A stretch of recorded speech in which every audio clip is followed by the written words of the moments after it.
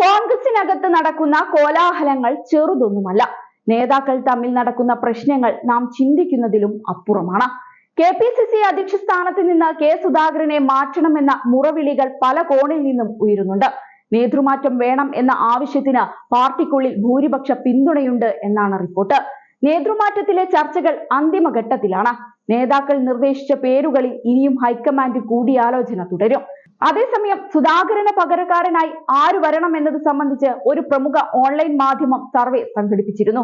ഇതിൽ ഭൂരിഭാഗം പേരും മുൻ അധ്യക്ഷൻ കെ മുരളീധരനെയാണ് പിന്തുണയ്ക്കുന്നത്. പോളിൽ പങ്കെടുത്ത 51% പേരാണ് കെ മുരളീധരൻ കെ സുധാകരന് പകരക്കാരനായി KPCC അധ്യക്ഷനാകണമെന്ന് അഭിപ്രായപ്പെട്ടത്. രണ്ടാം സ്ഥാനത്ത് ഷാഫി പറമ്പിലാണ്. 31% പേർ ഷാഫി പറമ്പിൽ അടുത്ത KPCC അധ്യക്ഷനാകട്ടെ എന്ന് അഭിപ്രായപ്പെട്ടു. അതേസമയം പ്രതിപക്ഷ നേതാവ് VD സതീശന് പോളിൽ ഏറ്റവും കുറച്ചു പേരുടെ പിന്തുണ മാത്രമാണ് ലഭിച്ചത്. വെറും 5% പേർ മാത്രമാണ് സതീശനെ KPCC അധ്യക്ഷ സ്ഥാനത്തേക്ക് പിന്തുണച്ചത്. ശശി തരൂരിന് സതീശനേക്കാൾ പിന്തുണയുമുണ്ട്. 13% പേരാണ് ശശി തരൂരിനെ അധ്യക്ഷ സ്ഥാനത്തേക്ക് പരിഗണിക്കുന്നത്. പോളിന് താഴെയുള്ള കമന്റുകളിലും മുരളീധരന് വലിയ പിന്തുണയാണ് ആളുകൾ രേഖപ്പെടുത്തുന്നത്. KPCC പ്രസിഡന്റ് എന്ന നിലയിൽ മികച്ച പ്രവർത്തനം നടത്തിയ ആളാണ് മുരളീധരൻ എന്നാണ് ഒരാൾ അഭിപ്രായപ്പെട്ടത്. 1999, 2001 KPCC ജനറൽ സെക്രട്ടറിയും വൈസ് പ്രസിഡന്റുമായിരുന്നു കെ മുരളീധരൻ. 2001 മുതൽ 2004 വരെയുള്ള കാലഘട്ടത്തിൽ AK ആന്റണി മുഖ്യമന്ത്രിയായിരുന്നപ്പോൾ കെ മുരളീധരനായിരുന്നു KPCC പ്രസിഡന്റ്. അതേസമയം പോളിന് താഴെ സുധാകരൻ മാറേണ്ടതില്ല എന്ന് അഭിപ്രായം പറയുന്നവരുമുണ്ട്. പിണറായി വിജയനെ നേരിട്ട് എതിർക്കാൻ സുധാകരന് മാത്രമേ സാധിക്കൂ എന്നാണ് ഒരാൾ അഭിപ്രായപ്പെട്ടത്. 2021 നിയമസഭാ തിരഞ്ഞെടുപ്പിലെ തോൽവിക്ക് പിന്നാലെയാണ് സുധാകരനെ KPCC പ്രസിഡന്റായി നിയോഗിക്കുന്നത്. അതിനുശേഷം നടന്ന ലോക്സഭാ തിരഞ്ഞെടുപ്പിൽ UDFും കോൺഗ്രസും മികച്ച വിജയം തന്നെ നേടിയിരുന്നു. എന്നാൽ പാർട്ടി സംവിധാനം അടിത്തട്ടിൽ ദുർബലമാണ് എന്ന ആക്ഷേപം ഉയരുകയും ചെയ്തു. ഇതിനു പിന്നാലെയാണ് നേതൃമാറ്റ ചർച്ചകൾ സജീവമായത്.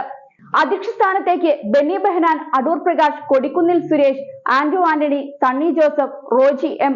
ജോൺ എന്നിവരുടെ പേരുകളും ഉയർന്നു കേൾക്കുന്നുണ്ട്.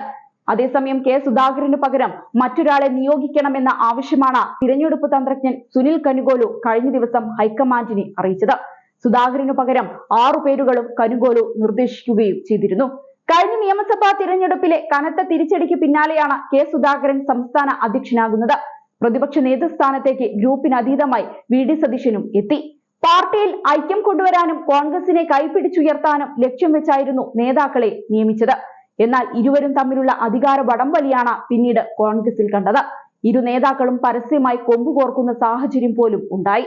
തദ്ദേശ തിരഞ്ഞെടുപ്പ് പടിവാതിൽക്കൽ എത്തി നിൽക്കെ ഇനിയും സുധാകരൻ നയിക്കുന്നത് ഉചിതമാകില്ലെന്ന നിലപാട് ദേശീയ നേതൃത്വത്തിനുണ്ട്.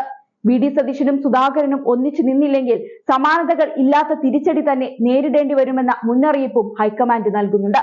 അതേസമയം സുധാകരൻ മാറിയാൽ ആരാകും അധ്യക്ഷ സ്ഥാനത്ത് എത്തുകയെന്നതാണ് മറ്റൊരു ചോദ്യം.